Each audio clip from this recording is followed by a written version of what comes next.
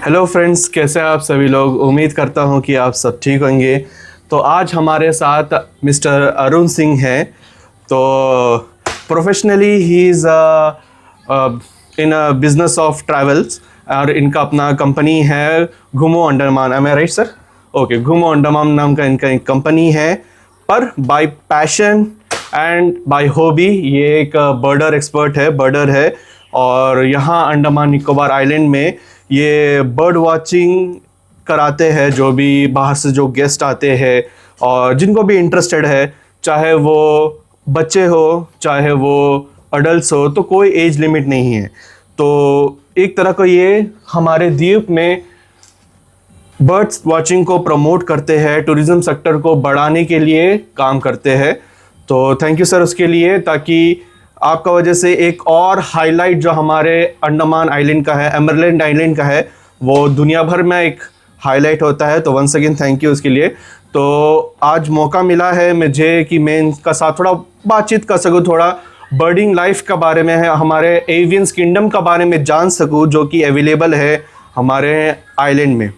तो आप बने रहिए। चलिए पूछते। गुड इवनिंग सर, कैसे आप? उम्मीद करते हो कि first of all thank you, आप अपना टाइम निकाले और हमें थोड़ा टाइम दिया कि हम आपका इंटरव्यू ले सकें, थोड़ा जानकारी हमें मिल सके, क्योंकि हम बर्डिंग लाइफ के बारे में बहुत कम जानते हैं। तो once again thank you sir, यहाँ प्रोग्राम में आपका हमारे साथ देने के लिए thank you. So good evening and hello to all your subscribers, जो आपके फॉलोअर्स है, जो आपको यूट्यूब में सुनते हैं, समझते हैं। सबसे पहले मैं अपने आप को एक छोटा सा ब्रीफ इंट्रोडक्शन के साथ स्टार्ट करता हूँ। मेरा नाम अरुण सिंह है। जैसे आदित्य जी ने बताया, I am already into profession of bird tourism. घूमो अंडमान मेरी कंपनी है। हम अंडमान बर्ड टूर की तरफ से भी काम करते हैं, which is my another company जो सिर्फ बर्ड टूरिज्म पे काम करती है। Okay, now coming to the islands and bird tourism. वैसे तो ये एक प्रोफेशन है जो पैशन से डेवलप हुआ है। मैंने कभी सोचा नहीं था कि मैं बर्ड वॉचिंग या बर्ड टूरिज्म पे काम करूँगा, but all thanks to my father's passion of wildlife, और वो मुझे ट्रांसफ़र हो गया। So thank you almighty for that. Now coming to the Andaman islands, yes absolutely, Andaman island जो है एक तरीके से बर्ड वॉचिंग का एक हब है। मैं काफ़ी लोग इससे जानकार नहीं है इस बारे में, या काफ़ी लोगों को इस बारे में अवेयरनेस नहीं है। लेकिन हमारे जो अंडमान निकोबार आइलैंड है, उसमें क्या है कि हम लोग के पास में एक यूनिकनेस है। हमारा आइलैंड जो है मेनलैंड इंडिया से काफ़ी दूर है। It's around 1300 kilometre away from the mainland India. और वही हमारे आइलैंड को जो यूनिकनेस देती है, एक जोग्राफिकल यूनिकनेस देती है। उस जोग्राफिकल यूनिकनेस के कारण हमारे अंडमान में जो है, जो एवियन बायोडाइवर्सिटी या जो बर्ड लाइफ है, वो काफ़ी डिफरेंट है। अब देखिए, अंडमान में रिसर्चर्स तो काफ़ी आए हैं। जब हम ब्रिटिश टेरिटरी में कंट्रोल्ड थे बिफोर प्री इंडिपेंडेंस, तब mister A.O. Hume's, Thomas Jordan, ये सब लोग अंडमान आए थे। उन्होंने काफ़ी रिसर्च किया। उसके बाद BNHS यानी बॉम्बे नेशनल हिस्ट्री सोसाइटी से अब्दुल्ला अली जी, हुमायूं अब्दुल्ला अली उनका नाम है, वो आए। फिर उसके बाद तो फिर काफ़ी रिसर्चर्स आए हैं, सैकॉन, BNHS, इसके बाद में और भी प्राइवेट रिसर्चर्स। तो क्या बनाते हैं अंडमान को यूनिक? तो अंडमान को यूनिक बनाता है उसका एंडेमिक बर्ड लाइफ। हमारे पास जो है अंडमान में 28 एंडेमिक स्पीशीज़ है, अंडमान और निकोबार मिलाकर। एंडेमिक का मतलब वही मैं बोल रही था। तो एंडेमिक का मतलब बता दो, क्योंकि हमारे बहुत यंग सब्सक्राइबर भी है जिसको अभी ये नए नए टर्म से वो लोग रूबरू होंगे। डेफिनेटली, मैं जैसे जैसे आगे बढ़ता जाऊंगा, मैं आपको कुछ नया टर्म होगा तो मैं ज़रूर आपको इंट्रोड्यूस भी करूंगा उस टर्म से। सो बेसिकली क्या है, आप किसी भी वाइल्ड लाइफ वर्ल्ड में होते हैं तो वहाँ पे 3-4 टर्म्स बहुत कॉमन होते हैं, जिसको बोलते हैं रेसिडेंट, एंडेमिक और माइग्रेटरी। रेसिडेंट यानी कि वो स्पीशीज़ जो वहाँ पे हमेशा मिलता है, लेकिन इस अंडमान जैसे, फॉर एग्जांपल अंडमान जैसे, अंडमान में भी मिलता है और वो इंडिया या भारत की किसी और जगह पे भी वो अवेलेबल होता है। उसको हम लोग रेसिडेंट स्पीशीज़ बोलते हैं। और वो पूरे साल यहाँ अंडमान में होता है, वो किसी मंथ यहाँ से हटता नहीं है। उसके बाद दूसरा होता है, जो अभी मैंने बताया, जो मेन है वो है एंडेमिक। एंडेमिक क्या है? एक ऐसा वर्ड है, अगर कोई स्पीशीज़ है किसी जोग्राफिकल लोकेशन में ही मिलता है, इस पर्टिकुलर एरिया के अंदर ही मिलता है, एरिया कितना भी हो सकता है, बड़ा छोटा, एक आइलैंड, ग्रुप्स ऑफ आइलैंड, उसको हम एंडेमिक बोलते हैं। इसके अलावा तीसरा है माइग्रेटरी। मैं माइग्रेटरी में बाद में आऊंगा, पहले मैं, क्योंकि हम एंडेमिक के ऊपर बात कर रहे थे पहले, तो हम लोग एंडेमिक पे आते। तो हमारे अंडमान में क्या है, 28 एंडेमिक स्पीशीज है, जिसमें से 8 एंडेमिक निकोबार ग्रुप्स में है और 20 एंडेमिक जो है अंडमान ग्रुप ऑफ आइलैंड्स में मिलते हैं। ओके, तो अभी मेरा डाउट ये है सर कि जो एंडेमिक स्पीसीज है वो यहाँ से माइग्रेट होता है सर? अभी जैसा बोले ना, माइग्रेटरी की बात कर दी, वो एंडेमिक सिर्फ यहीं रहेगा? एंडेमिक बर्ड्स कभी माइग्रेट नहीं होता। और जैसा कि कोई रहता है कि यहाँ नहीं, अंडमान का बात नहीं कर रहा हूँ, इंडिया में बात कर रहा हूँ, कि जैसा रिजर्व पार्क रहता है, सेंचुरीज रहता है, वहां में अवेलेबल होता है एंडेमिक। तो यहाँ में कुछ अंडमान में कुछ रिजर्व पार्क या सेंचुरीज है जहां में एंडेमिक प्रेजेंट है, और प्रेजेंट है तो जैसे मैंने आपको बताया 20+ एंडेमिक अंडमान और 9 एंडेमिक निकोबार। हमारा जो एंडेमिक है, देखिए बर्ड्स में बेसिकली क्या है कि हम रिजर्व या नेशनल पार्क में कन्फाइंड नहीं रह सकते, बर्ड्स कैन फ्लाई। सिर्फ कुछ बर्ड्स है जो फ्लाइटलेस बर्ड्स है, जैसे हमारा निकोबार मेगापॉड। ओके सर, जैसा नाम बोलते हैं निकोबार मेगापॉड। निकोबार मेगापॉड जो है निकोबार ग्रुप ऑफ आइलैंड्स में, वैसे तो मेगापॉड और भी है, पर निकोबार मेगापॉड जो है वो सिर्फ ग्रेट निकोबार, तेलंगचोंग आइलैंड और कुछ पार्ट्स ऑफ निकोबार में मिलता है। वो एक फ्लाइटलेस बर्ड है, इसलिए उसका एरिया रेस्ट्रिक्टेड है। दूसरा हमारा एक और बर्ड है जिसको हम बोलते हैं नारकोंडम हॉर्नबिल। आप लोगों ने शायद मैप में भी नहीं देखा होगी नारकोंडम आता का है। नारकोंडम जो है हमारा नॉर्दर्न मोस्ट बॉर्डर आइलैंड है, मतलब हमारे भारतीय मैरीटाइम सीमा जो है उसी के आसपास है, और उस आइलैंड का साइज बहुत छोटा है, 25 स्क्वायर किलोमीटर का ही वो आइलैंड है। उस आइलैंड में करीबन 700 to 1000 स्पीशीज है। मैं जो एस्टिमेटेड पॉपुलेशन साइज करेक्ट नहीं बोल सकता, क्योंकि कई साल पहले सेंसस हुआ था, एक अंदाजन है। लेकिन नारकोंडम हॉर्नबिल जो है वो सिर्फ नारकोंडम आइलैंड में है। उसके अलावा जो हमारे एंडेमिक्स है वो आइलैंड के अक्रॉस आपको मिलते हैं। ओके सर, तो मेरा क्वेश्चन ये भी है आपसे कि ऐसा क्या स्पीशीज है, अभी हमारे यहाँ में तीन south, north, middle, okay sir, south में आप और साथ में निकोबार डिस्ट्रिक्ट, ओके सर, तो ऐसा क्या बर्ड स्पीसीज है जो हम लोग को लोकली और इजीली अवेलेबल रहेगा हर एक डिस्ट्रिक्ट में, वो उसका बारे में थोड़ा बताइए सर। ओके, सो बेसिकली देखिए बर्ड तो बहुत सारे हैं, पर मैं अगर एंडेमिक की बात करूं तो क्या है कि हमारे जितने फ्लाइट बर्ड्स है, यानी सॉन्ग बर्ड्स जो बोलते हैं, वो ऑलमोस्ट हमें सारे डिस्ट्रिक्ट्स में मिल जाते हैं। ओके। लेकिन जैसा मैंने कहा स्टार्ट में, नारकोंडम सिर्फ नारकोंडम आइलैंड में है, मेगापॉड सिर्फ मेगापॉड यानी कि निकोबार, ग्रेट निकोबार और तेलंगचोंग, ऐसे कुछ आइलैंड्स में लिटिल निकोबार में मिलता है। उसी तरह हमारा निकोबार बुलबुल खाली सेंट्रल निकोबार आइलैंड में रिस्ट्रिक्टेड है। निकोबार स्पैरोहॉक भी सेंट्रल निकोबार के अंदर ही आता है। निकोबार बुलबुल, निकोबार स्पैरोहॉक हो गया।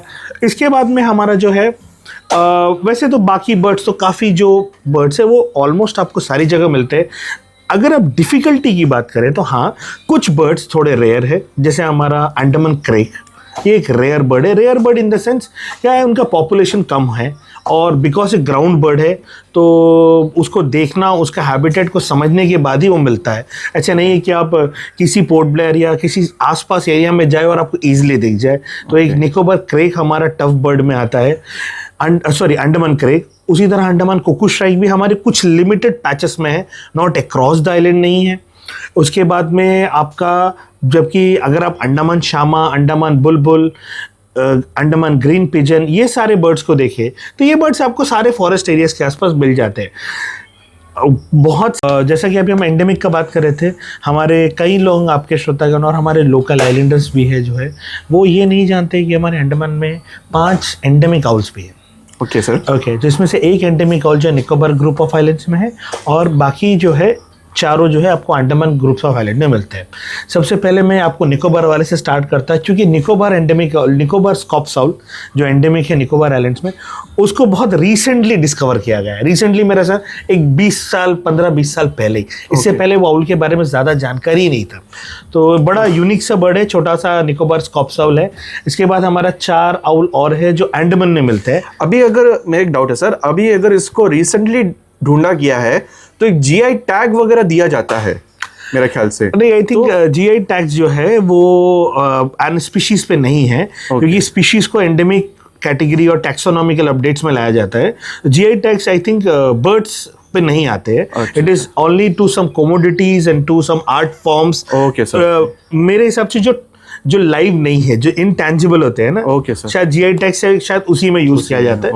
एंड लाइव स्पीशीज पे नहीं, क्योंकि स्पीशीज को उनके एरिया से स्पीशीज को नाम दिया जाता है। ओके, अब जो अभी जैसा कि जो स्पीशीज का फाउंडर है अभी समझ लीजिए कि एक्स ने वो स्पीशीज को फाउंड किया है, तो क्या वो अपना उसका जो नाम वगैरह खुद से वो दे सकता है कि क्या प्रोसीजर? जो रिसर्चर्स होते हैं वो अब कुछ स्पीशीज को ढूंढते हैं, तो उस स्पीशीज का नाम से उस बंदे का नाम तो जुड़ता ही है।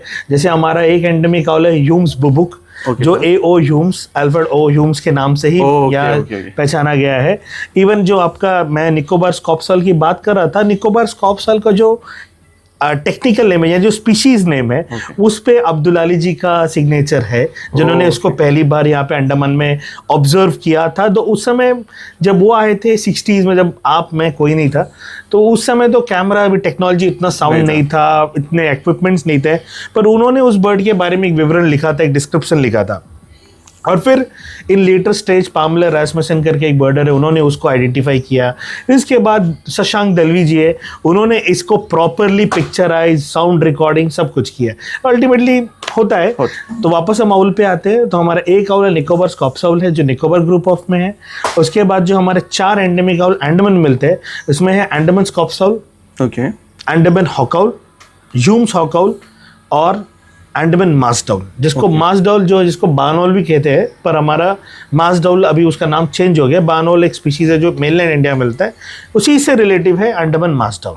तो ये हमारा 4 एंडेमिक अंडमान और 5वां एंडेमिक निकोबार का, तो ये भी एक एंडेमिक आउल्स में आते हैं। और जो हमारा जो जैसा हमारा नेशनल पे या नेशनल ट्री, मतलब यहाँ स्टेट ट्री जैसा पड़ाक है, तो उसी तरह हमारा यहाँ का स्टेट बर्ड भी है, जो कि है हमारा बिल्कुल हमारा जो है स्टेट बर्ड जो है, मैं बहुत श्रोताओं को बताता हूँ, कई लोगों ने तो शायद उसको देखा भी नहीं होगा, वो है अंडमान वुड पिजन। एक बहुत रेयर बर्ड है और एक बहुत खूबसूरत बर्ड है, बट उसका पॉपुलेशन काफ़ी चैलेंजिंग है। कारण ये है कि शायद उस पर ज़्यादा स्टडीज़ भी नहीं हुई है। और हमारे आइलैंड्स में जो है एक बड़ा ही गंभीर इशू है जो बहुत नज़रअंदाज किया गया है, वो है आपका एयर गन से का यूसेज। हमारे बहुत सारे बर्ड्स का हंटिंग जो है एयर गन से होता है। एयर गन से होने के कारण क्या है कि बर्ड्स का पॉपुलेशन काफ़ी ड्रास्टिकली डिक्रीज हो रहा है। और पिजन्स जो है बहुत इजी टारगेट है, बड़ा बर्ड होता है, कहीं पर्स पे बैठा है, बहुत इजीली दिख जाता है। तो ऐसे जगहों में क्या होता है कि हंटिंग बहुत ज़्यादा हो जाती है। तो हमारा जो है अंडमान वुड पिजन अभी एक ऐसा बर्ड है जिसपे सोचना और विचार करना, खाली हम आइलैंडर्स का ही नहीं, हम आइलैंडर्स, NGOs और एडमिनिस्ट्रेशन सबका एक होना चाहिए। एक रेड डाटा बुक होता है सर, उसमें हर एक स्पीसीज को कैटेगराइज करके रखा जाता है कि वो क्रिटिकली डेंजर है, वनरेबल है कि अनडेंजर्ड है जी। तो वो उस बेसिस में आप हमें बता सकते हैं हमारे दोस्तों को कि वो जो अंडमान वुड पिजन है, वुड पिजन कि woodpecker sir? Wood pigeon, हाँ राइट। तो वो किस में आता है and whether it is coming under endangered और वनरेबल? और अभी हमारा जो अंडमान वुड पिजन है, जिस बुक की आप बात करें, जिस कैटेगराइजेशन की आप बात करें, वो है IUCN करती है। जी। IUCN एक इंटरनेशनल बॉडी है और 5-5 साल में उसका रिव्यू होता है। रिसर्चर्स इनपुट डालते हैं और इसी पे किसी भी स्पीशीज का कैटेगरी अप डाउन होता है। बट अनफॉर्चुनेटली क्या है, अंडमान में जितने बर्ड्स है, शायद कई बर्डों का डेटा ही कम है। तो ये बड़ा डिफिकल्ट है इस समय उनको कैटेगराइज करना। इस पे एक कंप्लीट स्टडी होनी चाहिए। I think ministry of environment and forest ने भी स्टेट एक्शन प्लान बनाया हुआ है और काफ़ी रिसर्चर्स भी आना चाहते हैं, प्लान करना चाहते हैं। There can be various reason जिसमें भी वर्क नहीं हुआ, लेकिन अभी इस समय हमारा अंडमान वुड पिजन एक क्रिटिकल इंडेंजर्ड बर्ड है। क्रिटिकली एंडेंजर्ड जी। और मैं तो उम्मीद करूंगा कि इस बर्ड को हमें क्रिटिकल इंडेंजर से लीस्ट कंसर्न में लाना है। बहुत डिफिकल्ट होता है ये, लेकिन करना चाहिए, क्योंकि देखिए हमारा स्टेट बर्ड है। हमारे कई बच्चों ने, कई जनरेशंस ने, मैं बताऊं बच्चे तो छोड़ दीजिए, हमारे जो उम्र के लोग हैं या हमसे जो उम्र से बड़े हैं, उनमें भी कई लोगों ने अपना स्टेट बर्ड ही नहीं देखा है। मैंने भी just recently in the sense 3-4 साल पहले ही मैंने उसका रियल फोटो देखा। मैंने वर्बली तो मुझे पता है कि हमारा स्टेट बर्ड ये है, पर मैंने फोटो उनका बहुत कम देखा है, क्योंकि वो हमें देखने ही नहीं मिल रहा है। आप भी इंटरेस्टिंग बात ये करें कि आपने भी अभी तक फोटो ही देखा है, सिर्फ फोटो ही देखा है, बर्ड्स आपने भी नहीं देखा। आप खुद एक बहुत अच्छी जगह काम करते हैं, आइलैंड में आते जाते, पर हम नहीं देख पा रहे। बहुत बड़ा क्वेश्चन है।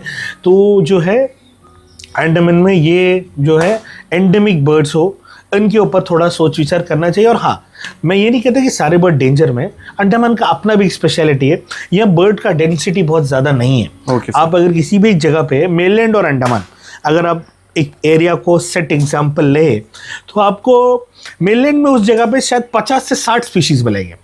अंडमान में आपको उसमें से 20 या 25 स्पीशीज ही मिलेंगे, Okay. क्योंकि डेंसिटी नहीं है हमारे पास, उतना स्पीशीज एक ही जगह पे एकत्रित नहीं है, तो वो भी अपना एक चैलेंज है। बट आई गेस ये एक अपॉर्चुनिटी भी है कि ऐसे स्टडीज़ पे फोकस करना जा सकता है, new researchers, new foundations, new NGOs इस पे काम कर सकते हैं। और अब मैं आ रहा हूँ तीसरे नंबर पे। आप जो तीसरा आपको कैटेगरी जो मैंने छोड़ दिया था, एक मिनट सर, उससे पहले मुझे थोड़ा सा एक अवेयरनेस का जैसा मुझे बताइए कि जो एयर गन जो होता है पब्लिक को क्यों इस्तेमाल नहीं करना चाहिए और क्या उसका इल इफेक्ट नेचर में पड़ेगा। देखिए क्या है, पहली बात तो ये है कि एयर गन का पर्पस ही क्या है, क्या चाहिए। एयर गन एक स्पोर्ट्स इक्विपमेंट है। अब आप जानते हैं, मैं भी जानता हूँ, हमारे श्रोतागण भी जानते होंगे, अंडमान में कितने लोग हैं जो राइफल शूटिंग में काम रियली पार्टिसिपेट कर रहे हैं। आप उंगलियों में गिन सकते हैं, शायद उतना भी नहीं है। हाँ। ठीक है, तो पहला पर्पस ही आपका वहाँ हट जाता है। दूसरा, एयर गन यूज़ होता है मेनलैंड में, जो यूज़ होता है वो है आपके मेला, जहाँ पे बैलून्स लगते हैं, शूटिंग टारगेट, वो भी तो अंडमान में नहीं होता है। साल में एक ITF तो होता है, उसके अलावा तो कुछ होता नहीं है। तो बेसिकली कोई एयर गन यूज़ कर रहा है तो उसका एक ही पर्पस है, हंटिंग। हम क्यों कर रहे हैं हंटिंग? हमारे अंडमान में देखिए, एयर गन मेनलैंड में मैं समझता हूँ, बंदर आ जाते हैं, सांबर डियर आ जाता है, नील गाय आ जाती है, तो उसको डराने के लिए, फायर करने के लिए, अपना खेती मवेशी से बचाने के लिए, हाथी हिरन कोई घुस जाता है उसके लिए। अंडमान में ऐसा कौन सा चैलेंज है हमारे पास? कोई नहीं है। हमारे पास कोई भी ऐसा चैलेंज नहीं है। और एक ही हमारे पास एनिमल कॉन्फ्लिक्ट जो है, दो ही है। हमारा ह्यूमन एनिमल कॉन्फ्लिक्ट दो ही में आता है, एक है एलिफेंट, दूसरा है क्रोकोडाइल। हाथी एयरगन से भागेगा नहीं, क्रोकोडाइल एयरगन सुनेगा नहीं। ओके, सो बेसिकली हम एयरगन क्यों यूज कर रहे हैं? अल्टीमेटली हम यूज कर रहे हैं हंटिंग के लिए। देखिए इसमें ना एक बहुत बड़ा प्रॉब्लम है कि लैक ऑफ अवेयरनेस है। अवेयरनेस नहीं है। एग्जैक्टली अब लोगों को पता ही नहीं है कि हम किसको हंट कर रहे हैं। उनके हिसाब से तो वो एक जानवर है, एक बर्ड है, जिससे हमको थोड़ा सा मांस मिलेगा, फूड है, मांस मिलेगा, खा लेंगे। लेकिन मैं ये बोलना चाहता हूँ कि अगर वही सोर्स ऑफ फूड आपको एक बार खाने का पैसा बचा रहा है, अगर उसको कॉन्जर्व करके कई लोगों को दिखाए तो वो आपको कई महीनों का खाने का पैसा देगा। That's the point. एक अंडमान क्रेक है। अब देखिए, मैं एक बर्ड टूरिज्म में हूँ, कई टूरिस्ट आते हैं, मुझे अंडमान क्रेक देखना है, तो हम उनको लेकर जाते हैं, काफ़ी मेहनत मशक्कत ढूंढने के बाद क्रेक दिखता है। आप सोचिए, कहीं से लोग आ रहे हैं एक बर्ड को देखने, और हम उस बर्ड को मार दिए। अब वो बर्ड तो आपने एक बार मार दिया और खा लिया, चलिए आपका 100-200 रुपया बच गया चिकन का उस दिन का, बट क्या वो रियली इकोनॉमिकली वैल्यूड है? नहीं है। क्योंकि वही जगह जब एक गेस्ट आता है, तो देखिए मेरे जैसे बर्ड गाइड या बर्ड वॉचर को हायर करता है, एक गाड़ी वाले को हायर करता है उस जगह जाने के लिए, उस बर्ड को देखने के बाद वो नाश्ता करना जाता है तो एक होटल में नाश्ता करता है, वहाँ से पानी खरीदता है, वहाँ से 4 चीज़ें खरीदता है, तो एक इकोनॉमी को सपोर्ट करता है। Okay. तो अल्टीमेटली हम एक बर्ड का बात नहीं कर रहे, हम एक इकोनॉमिकल वैल्यू का बात कर रहे हैं। एक बर्ड है जिसके कारण ये इकोनॉमिकल वैल्यू जनरेट हो रहा है। Absolutely. पर पॉइंट ये है कि ना सर, अभी यहाँ में जो है एयर गन का यूज कम हुआ है, पहले का कंपेयर से परसेंटेज देखा जाए तो कम हुआ है, पर ज्यादा कहाँ यूज हो रहा है? ना अर्बन एरिया में हो रहा है, ना रूरल एरिया में होता है। ऐसा बहुत सारा फॉरेस्ट रिजर्व एरिया है जहाँ में अभी भी सेटलमेंट है, और वो लोग अभी वहाँ में बहुत कम जन जाते हैं अवेयरनेस पहुँचाने के लिए। अगर वो लोग अवेयरनेस मतलब उनका पास अगर अवेयरनेस पहुँचे तो वो भी हंटिंग कम हो सकती है। तो ये कौन कर सकते हैं सर? हम लोग किसका हेल्प ले सकते हैं वहां तक अवेयरनेस पहुंचाने के लिए? देखिए मैं बहुत खुश हूँ ये बोलने के लिए कि जब हम लोग ने अंडमान एवियन क्लब स्टार्ट किया था, या मैं अंडमान एवियन क्लब का एक मेंबर हूँ, फाउंडर मेंबर भी हूँ। फाउंडर मेंबर है। और जब हम लोग ने ये क्लब स्टार्ट किया था तब तो अंडमान में कोई बर्ड वॉचिंग भी नहीं जानता था। जी जी जी। सिवाय विक्रम जी जो एक बहुत एमिनेंट बर्ड वॉचर है, बहुत पुराने बर्ड वॉचर है, उनके अलावा तो कोई बर्ड वॉचिंग करता भी नहीं था। तो जब अंडमान एवियन क्लब आया तो कई लोगों ने, चलिए बहुत लोगों ने शायद हमें ज्वाइन नहीं किया, पर हमसे प्रेरित होकर बर्डिंग किया। ओके कि ये क्या कर रहे हैं मैं भी करूंगा, ये क्या कर रहे हैं मैं भी करूंगा। और अल्टीमेटली क्या हुआ कि बर्डिंग का कल्चर अंडमान में डेवलप हुआ। आज पहले हम जब बर्डिंग करते थे तो लोग हमें सोचते थे ये क्या कर रहे हैं, आज हम लोग को देखते थे अरे ये बर्ड वॉचिंग कर रहे हैं। तो वो अवेयरनेस लेवल एक जगह तक आया है, और मैं इसके लिए अपने पूरे टीम को भी कॉन्ग्रेचुलेट करूंगा। फॉरेस्ट डिपार्टमेंट में कुछ ऐसे उम्दा ऑफिसर आए थे जिन्होंने उस अपॉर्चुनिटी को लोगों के बीच लेके गए, हमारे मेंटर रहे नवीन सर है, नवनीता मैम है, उस समय के कुछ और भी आईएएस ऑफिसर्स है, उन्होंने भी काफ़ी इस चीज़ को समझा, बच्चों के प्रोग्राम्स में डाला, अपने वाइल्ड लाइफ वीक में डाला, बहुत जगह इसको इंट्रोड्यूस किया। तो आज बर्ड वॉचिंग कई हद तक है और लोगों ने इसको समझा। जैसा आप सही बोल रहे हैं, अर्बन एरियाज़ में एयरगन का हंटिंग बहुत कम हो गया है, खास करके चिड़िया टापू, पोर्ट ब्लेयर एरिया, आपका शोलबे एरियाज़ में काफ़ी कम हुआ है। अवेयरनेस आप जैसे बता रहे हैं, अवेयरनेस अब भी वहाँ चाहिए जहाँ तक हम नहीं पहुँचे। तो ऑब्वियसली उसके लिए और थोड़ा मेहनत करना पड़ेगा और लोगों से मिलना पड़ेगा। और जो हमने एक मिशन शुरुआत किया था 2023 में, उड़ने दो हमें एक प्रोग्राम लेकर आया था, मैं लीड करता था और काफ़ी पंचायत ने मुझे सपोर्ट दिया। हमने कुछ एयरगन्स को भी सरेंडर किया, 15-20 एयरगन भी सरेंडर हुए। तो ये एक शुरुआत है और ये चलता रहेगा। और जैसे आपके द्वारा, आपके माध्यम से, कहीं और माध्यम से जितना ये मैसेज जाएगा लोग उसको समझेंगे। मैं देखिए बहुत चाहता हूँ कि हमारे जो लोकल बच्चे हैं, लोकल जो यूथ्स है, जो कॉलेजेस में पढ़ रहे हैं, बीएससी पढ़ रहे हैं, एमएससी पढ़ रहे हैं, वाइल्ड लाइफ पे, जूलॉजी पे, वो भी इस फील्ड में आए। कई रिसर्चर्स है, मेलैंड से कई रिसर्च ऑर्गेनाइजेशन है जिनको यहाँ इंटर्न्स चाहिए, लेकिन लोग नहीं आ रहे। लोग इसमें जुड़े ताकि इसका एक्चुअल पोटेंशियल बढ़े। या मैंने भी आपका बहुत सारा इंस्टाग्राम वगैरह में देखा है कि आपने बहुत सारा स्कूल भी विजिट किया है, वहाँ में भी अवेयरनेस पहुँचाया है बच्चों लोगों को।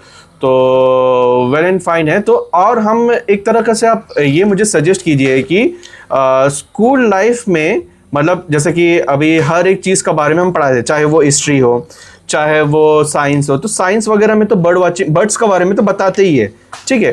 तो एक टीचर्स जो बच्चे लोग को जो सेकंड पेरेंट्स कहा जाता है, तो उनको क्या चीज़ इंक्लूड करना चाहिए है अपना एज ए को करिकुलर एक्टिविटी, ताकि वो बर्ड्स के लाइफ में इंटरेस्ट ले सके। एब्सोल्युटली जी। मैं देखिए बहुत स्ट्रांगली बिलीव करता हूँ कि अगर आप टीचर्स जो है, अगर बच्चों के अंदर एक ऑब्जर्वेशन स्किल्स इंट्रोड्यूस करें, ऑब्जर्वेशन ऑफ नेचर, चाहे वो बटरफ्लाई हो, चाहे वो फ्लावर्स हो, चाहे पेड़ का बदलता, कभी लीव्स आ रहे, कभी लीव्स गिर रहे, सीड्स आ रहे, ये ऑब्जर्वेशन स्किल्स को जब आप बच्चों के अंदर लाएंगे, नेचर का ऑब्जर्वेशन, भाई जब बारिश होता है तो क्या होता है, कौन से बर्ड्स इस पेड़ पे कब आते हैं, कौन से बर्ड्स क्या खाते हैं, बटरफ्लाइज कब ज़्यादा दिखते हैं, कब नहीं दिखते।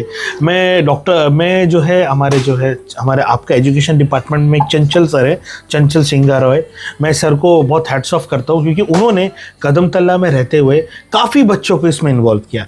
और एजुकेशन डिपार्टमेंट के जो हेड्स है उनको भी मैं ये जो, देखिए एजुकेशन तो हमारा इम्पोर्टेंट पार्ट है, बहुत इम्पोर्टेंट, लेकिन इसके साथ साथ आज ये जो ऑन फील्ड एक्सप्लोरेशन ऑब्जर्वेशन है, ये टीचर्स के अंदर सबसे पहले एक ट्रेनिंग के द्वारा लाया जाए, ताकि टीचर्स इसको जो है उस एजुकेशन सिस्टम के अंदर लेके जाए। किताब पढ़ाई, देखिए मैं भी पढ़ा हूँ, आप भी एजुकेटेड है, पढ़ाई हमें एक जगह तक लेके जाती है, उसके ऊपर जो हमें जाना होता है वो हमें स्किल्स के ऊपर ही जाना होता है। तो ऑब्वियसली स्किल्स का एजुकेशन सिस्टम में आना बहुत ज़रूरी है। और आपका फ्यूचर जनरेशन ये बच्चे ही है। हाँ। अगर ये बच्चे आज ही से समझने लग जाएंगे तो क्या इंपॉर्टेंस कल एक बेटर फ्यूचर है। देखिए हमारे पास आज के प्रेजेंट में बहुत चैलेंजेस है, एयरगन एक चैलेंज है, वेस्ट मैनेजमेंट एक चैलेंज है, क्लाइमेट एक चैलेंज है। ये सारे प्रॉब्लम्स का आंसर है ऑब्जर्वेशन ऑफ द नेचर। बच्चों को जब नेचर से प्यार होगा, नेचर से कनेक्ट होंगे ना, तो वो अपने आप ये प्रॉब्लम सॉल्व करने लग जाएंगे। Okay. So I think this is the right time कि ये हम टीचर्स के थ्रू बच्चों के अंदर एक करिकुलम एक्टिविटी के थ्रू इंट्रोड्यूस कर जरूर। Okay, so thank you sir. So my next question will be like कि जो माइग्रेटिव बर्ड्स आते हैं अंडमान में, वो कौन सा मंथ्स में आते हैं और स्पेशली हम लोग को क्या ऑब्जर्व करने मिलेगा? देखिए हमारा जो है, हमारा नहीं मतलब जो ग्लोबल पैटर्न है, जिसमें क्या होता है 2-3 टाइप के माइग्रेशन है, जिसमें सबसे फेमस माइग्रेशन है विंटर माइग्रेशन। विंटर माइग्रेशन क्या होता है, जब हमारे नॉर्दर्न जो कंट्रीज है, साइबेरिया तो एरिया हो गए, रशिया, नेदरलैंड, नॉर्वे, ये सारी जगह जब कोल्ड वेदर शुरू होता है तो सब कुछ फ्रीज आउट होना शुरू हो जाता है। Okay. लेक्स फ्रीज आउट होते हैं, माउंटेन्स फ्रीज आउट होते हैं। उसी तरह हमारा जो इंडिया का जो हिमालयन सेक्टर है Yeah. वहाँ पे बर्फ गिरता है तो वो भी फ्रीज आउट होता है। उस समय बर्ड्स क्या है, अपने आप को माइग्रेट करते हैं। तो कुछ बर्ड्स कॉन्टिनेंटल माइग्रेट करते हैं, यानी वो एक कॉन्टिनेंट से दूसरे कॉन्टिनेंट चले जाते हैं। कुछ बर्ड्स एल्टीट्यूडनल माइग्रेशन करते हैं, मतलब ऊंचाई से नीचे की तरफ बढ़ते हैं। तो ये माइग्रेशन भी बहुत सारे टाइप का है। अब हम आते हैं अंडमान के लिए। अंडमान में क्या होता है, हमारा विंटर माइग्रेशन का बहुत बड़ा इफेक्ट है। और विंटर माइग्रेशन से मैं मतलब करता हूँ कि जो खास करके देखिए वो बर्ड्स माइग्रेट करते हैं जिनका फूड जो है वो है वाटर सोर्स के आसपास डिपेंडेंट, यानी वेटलैंड डिपेंडेंट। Wetland, exactly. अब आप जो है अंडमान में देखिए, हमारा अंडमान एक ऐसे ज्योग्राफिकल लोकेशन पे है जहाँ पे हमारा 2 माइग्रेटरी रूट्स इंटरसेक्ट होता है। सेंट्रल एशियन ऑस्ट्रेलियन फ्लाईवे और आपका सेंट्रल एशियन और अफ्रीकन फ्लाईवे, ये दोनों इंटरसेक्ट होता है। तो काफ़ी इंपॉर्टेंट जगह पे हम अंडमान में है। और हमारा जो वेडर्स जो है, वेडर्स यानी कि वो बर्ड्स जो टाइड के हिसाब से फीड करते हैं, वो उनका पॉपुलेशन यहाँ ज़्यादा माइग्रेट करता है। वेटलैंड से रिलेटेड बर्ड्स जो है वो ज़्यादा आते हैं। तो काफ़ी यूनिक चीज़ है और देखने लायक बहुत कुछ है अंडमान में जब माइग्रेशन पैटर्न आता है। मीन्स एक अक्टूबर से दिसंबर का महीना में हमें नहीं, अक्टूबर से माइग्रेशन नहीं, सितंबर से माइग्रेशन स्टार्ट होता है और माइग्रेशन एंड होता है अप्रैल एंड में। माइग्रेशन एंड अप्रैल एंड में। ओके सर, सो ऑलमोस्ट बहुत सारा टॉपिक हमने अभी कवर किया है, चाहे वो एंडेमिक स्पीसीज हो, चाहे वो माइग्रेटरी बर्ड्स हो, चाहे वो एयर गन से प्रोटेक्शन हो, और चाहे वो एजुकेशन सिस्टम में बर्ड वाचिंग को प्रमोट करने का हो। तो इसके अलावा भी मुझे एक चीज़ डाउट है, अभी जैसा कि जो हमारे बर्ड्स है उसके एवोल्यूशन के बारे में कुछ बताइए कि वो कहाँ से इजाद हुए, कुछ तो होगा उसका फंडा, कुछ कहीं से तो आया होगा। मैं बोलता हूँ बर्ड जो है, जो ऑर्निथोलॉजी है, it is nothing but a study of a new form of dinosaurs जो है। आप लोगों ने सबने जुरासिक पार्क देखा होगा, काफ़ी लोगों ने देखा होगा, और उसमें एक बड़ा फेमस सा डायनासोर है जिसको हम लोग बोलते हैं ब्लू। ब्लू एक स्पीशीज है जिसका स्पीशीज नेम है वो जो नाटा से जो हीरो के साथ होता है, वेलोसिरैप्टर, वो एक स्पीशीज है। और ये डायनासोर जो है ये वेलोसिरैप्टर से ही इवॉल्व हुए हैं। मतलब तो, ये बर्ड्स, यस, जो बर्ड्स जो है, देखिए पहले बर्ड्स क्या थे, फ्लाइटलेस थे। फिर बर्ड्स ने फ्लाइट का फीचर्स को अडॉप्ट किया। ये काफी बड़ा है, इट्स एवोल्यूशन जो है कोई 4 साल या 20 साल या 30 साल का नहीं, कई हजारों साल का होता है। बट चाइना में मिले खुदाई के कारण काम के दौरान में जो हमें फॉसिल मिला था, आर्कियोप्टेरिक्स बोलकर जो है, वो एक क्लियर इंडिकेशन है ये ट्रांजिशन का। तो बर्ड्स का एवोल्यूशन जो है बेसिकली वो डायनासोर से हुआ है। सो आप ऐसा भी बोल सकते हैं birds are the now living dinosaurs. और आप काफी बर्ड्स को देखेंगे जो फ्लाइटलेस है वो आज भी डायनासोर जैसे है। ऑस्ट्रिच, ईमू, कसोवरी, ये सारे फ्लाइटलेस में देखिए आज भी टीरेक्स के जैसे ही दिखते हैं। सो बेसिकली बर्ड्स का एवोल्यूशन जो है डायनासोर से। और काफी लोगों ने इस पर स्टडी की है, काफी अलग अलग थ्योरीज के साथ। देखिए science is all about theories and hypothesis, और कई जगह पे थ्योरीज काम आई है, पॉसिबली अच्छा हुआ है। तो बर्ड्स का भी यही थ्योरी थोड़ा बहुत मैच करता है। एक आज का कन्वर्सेशन हम यहीं एंड करेंगे। बस एक छोटा सा और एक लास्ट है, आप हमें और हमारे जो सब्सक्राइबर है, जो भी दोस्त है, जो भी देख रहे हैं, उनको बस एक चीज़ बता दीजिए कि हम अंडमान में जो बर्ड्स है, चाहे वो माइग्रेटरी बर्ड्स हो, चाहे यहाँ का लोकल बर्ड्स हो, ठीक है, उसको हम लोग नेचर से प्रोटेक्ट कैसे, मतलब नेचर से अभी आप देख सकते हैं डिफॉरेस्टेशन इतना हो रहा है और लोग का जो होम जगह है, नेचुरल हैबिटेट है, उनसे छीना जा रहा है। तो हम लोग किस तरह से उसको प्रोटेक्ट कर सकते हैं, हम लोग अपना क्या योगदान दे सकते हैं कि जैसे कि जब समर टाइम आ जाता है, बहुत जन चिड़िया को पानी पीने के लिए मुश्किल होता है। हम लोग क्या करें, अभी मैं पर्सनली क्या करता हूँ, मैं अपने घर के सामने में थोड़ा सा पानी कप में डाल के रख देता हूँ, थोड़ा चावल रख देता हूँ, ताकि उनको भी थोड़ा एक राहत भरे मिल सके। तो हम लोग और कुछ कर सकते हैं तो बताइए। एज अ सिटीजन हमको 2 चीज़ समझना है कि हम क्या कर सकते हैं और हमें क्या नहीं करना है। तो पहले हम ये क्या कर सकते हैं कि हमारा सबसे बड़ा ये है कि हम अपने जनरेशन और हमारे जो बाद जनरेशन आ रहे हैं उनको ये ऑब्जर्वेशन स्किल्स बढ़ाए, उनको फील्ड में लेके जाए। मोबाइल ने सब लोगों को अभी अपने कब्जे में रखा हुआ है, तो हम थोड़ा मोबाइल से हटकर थोड़ा फील्ड्स में जाए, बटरफ्लाइज, बर्ड्स, फ्लावर्स, सब कुछ देखें। ये हम अपने बच्चों के साथ तो कर ही सकते हैं, उनको लेकर जाए। दूसरा कि आप जब है सिस्टम में, वेस्ट मैनेजमेंट एक बहुत इंपॉर्टेंट चीज़ है, कचरों को उसकी सही जगह पहुंचाए। Okay. कहीं पे ना फेंके, क्योंकि उससे क्या होता है कि हम इनडायरेक्टली नेचर को इम्बैलेंस में लेके आते हैं। तीसरा, जितना भी हमारा मैन मेड प्रोडक्ट है, उनका एग्जीक्यूशन और उनका यूज़ उतना ही रखिए जितना रियली रिक्वायरमेंट है। ऐसा नहीं कि भाई हमें पास है तो हम यूज़ कर रहे हैं। रिसोर्सेस को बचाना बहुत ज़रूरी है। और अगर कोई एयरगन या कोई ऐसे माल प्रैक्टिसेस में इन्वॉल्व है तो उसको ज़रूर समझाइए कि आप जो कर रहे हैं इसका जो आउटपुट है ये इतना अच्छा है नहीं। इज देयर एनी लॉ कि एयरगन हमें इस्तेमाल नहीं करना चाहिए for hunting by forest department? As per the arms and ammunition act जो है, एयरगन पे कोई लिमिटेड डायरेक्ट रिस्ट्रिक्शन नहीं है। ओके, आप एयरगन रख तो सकते हैं, लेकिन देखिए आपके पास टू व्हीलर होगा जी, गवर्नमेंट, आप टू व्हीलर खरीदते हैं, पर टू व्हीलर रखना कोई गलत बात नहीं है, पर उसी टू व्हीलर को एक स्पीड के ऊपर चलाना एक गलत बात है जी, right? तो उसका मिसयूज मत करिए। एयर गन भी आपके पास अगर, और ऑनेस्टली जिनके पास है वो उनको बहुत सुंदर से दीवार पे रखे, खूबसूरत अपने पुराने इंसिस्टेंस का रियाद हो सकता है, किसी के दादा का, किसी के नाना का, बहुत सुंदर लगता है, आप दीवार पे रखे और चीजें को बताए कि ये एक गलत चीज था जिसको आज हमने सही जगह पहुंचा दिया। यूज ना करे एयर गन्स को इनोसेंट जानवर पे, क्यों कर रहे हैं? क्या है उनका छोटा सा एक लाइफ स्पैन है। देखिए, हम गॉड नहीं है, so we should stop acting like a god. ठीक है, हम भी दूसरे क्रिएचर्स जैसे एक क्रिएचर ही है और हमको बाकी को भी स्पेस देना चाहिए जीने के, लेने के लिए। और जो हमें नहीं करना है वो है कि हम कुछ चीज़ों को जाने में गलत करते, वो हमें स्टॉप करना चाहिए। जैसे बहुत लोग अच्छे काम का सोच में करते, लेकिन ये जो पिजन्स है इनको फीड मत करिए। ओके। हाँ, ये पिजन्स जो है, खास करके जो रॉक पिजन्स है, आप इनको फीड मत करिए। ये पिजन्स जो है ना, बहुत सारे बीमारियों का कैरियर होते हैं। तो ये बीमारियां बर्ड्स तक तो जाती ये बीमारियां आप पे भी असर करेगी। तो किसी को भी अननेसेसरी फीड करने का आपको जरूरत नहीं है।